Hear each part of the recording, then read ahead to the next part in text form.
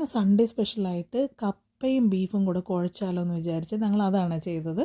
അപ്പോൾ അതിന് വേണ്ടി ആദ്യം തന്നെ ബീഫ് ചെറുതായിട്ട് അരിഞ്ഞ് കഴുകിയെടുത്ത് അതിലേക്ക് കുറച്ച് ഉപ്പും മഞ്ഞൾപ്പൊടിയും മുളക് പൊടിയും കൂടി ഇട്ട് മിക്സ് ചെയ്തെടുത്ത് നല്ല രീതിയിൽ കൈ വെച്ച് മിക്സ് ചെയ്തെടുക്കവേ നല്ലോണം ഒന്ന് പിഴിഞ്ഞെടുക്കണം.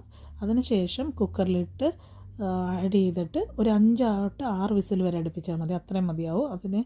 അത് കഴിഞ്ഞിട്ട് നമുക്ക് ഒരു ചട്ടി എടുത്ത് അതിലേക്ക് എണ്ണ ചൂടായി വരുമ്പോഴേക്കും കടുകും പെരുംജീരകവും ഉണക്കമുളകും കൂടെ ഇട്ട് കൊടുക്കുക. അതിനുശേഷം കുറച്ച് വെളുത്തുള്ളി ഇഞ്ചിയും കൂടെ നല്ല രീതിയിൽ ഒന്ന് ചതച്ചെടുത്തത് അതും കൂടെ ഇട്ട് സോട്ട് ചെയ്തെടുക്കാവേ. കുറച്ച് കരിവേപ്പിലയും കൂടെ ഇട്ട് കൊടുക്കുവാണ്. ഇതെല്ലാം കൂടെ നല്ലോണം ഒന്ന് സോട്ട് ചെയ്തതിന് ശേഷം നമുക്ക് അരിഞ്ഞു വെച്ചിരിക്കുന്ന 2 സവാളയാണ് അരിഞ്ഞിരിക്കുന്നത്. ചെറുതായിട്ട് ഇത് കുനുകുന അരിഞ്ഞ് കുഞ്ഞായിട്ട് അരിയുന്നതായിരിക്കും നല്ലത്. ഇതേപോലെ നീളത്തിൽ അരിയുന്നതിനേക്കാളും നിങ്ങൾ പറ്റുമെങ്കിൽ ചെറുതായിട്ട് അരിഞ്ഞെടുക്കണേ. അതും കൂടെ ആഡ് ചെയ്ത് കൊടുത്ത് അതിലേക്ക് കുറച്ച് മഞ്ഞൾപ്പൊടിയും മുളക് പൊടി കുറച്ച് മല്ലിപ്പൊടിയും കൂടി ഇട്ട് കൊടുക്കുവാണ്. അപ്പോൾ കാശ്മീരി ചില്ലി പൗഡർ ഉണ്ടെങ്കിൽ അതും കൂടെ ആഡ് ചെയ്ത് കൊടുക്കുകയാണെങ്കിൽ നല്ലൊരു കളറും കൂടെ വരും. ഇതെല്ലാം കൂടെ നല്ലോണം ഒന്ന് സോട്ട് ചെയ്തെടുക്കാം നമുക്ക്. അതിനുശേഷം നമ്മൾ വേവിച്ച് വെച്ചിരിക്കുന്ന ബീഫും കൂടെ ഇട്ട് കൊടുത്ത് അതും കൂടെ നല്ല രീതിയിൽ അങ്ങോട്ട് മിക്സ് ചെയ്തെടുക്കണം. നല്ല രീതിക്ക് വെന്തിട്ടുണ്ട് ബീഫ്.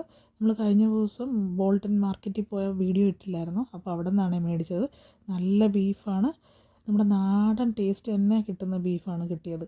അപ്പോൾ അത് നല്ല രീതിക്ക് മിക്സ് ചെയ്തെടുത്തതിന് ശേഷം മെയിനായിട്ട് നമുക്ക് ഗരം മസാലയാണ് വേണ്ടത്. അതും കൂടെ ഇട്ട് കൊടുക്കുവാണ്. ഗരം മസാലയും കുറച്ച് കുരുമുളക് പൊടിച്ചതും കൂടി ഇട്ട് കൊടുക്കുവാണ്.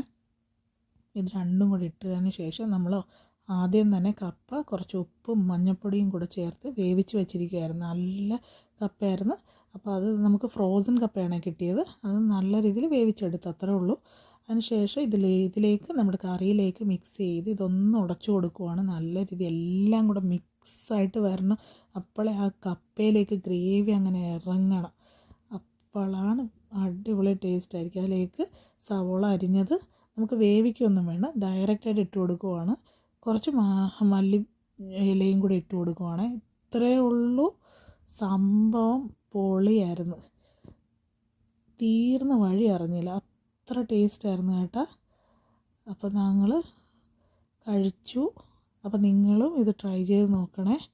അപ്പോൾ ഇടുന്ന വീഡിയോസ് ഇഷ്ടപ്പെടുവാണെങ്കിൽ പ്ലീസ് സബ്സ്ക്രൈബ് ചെയ്യണേ.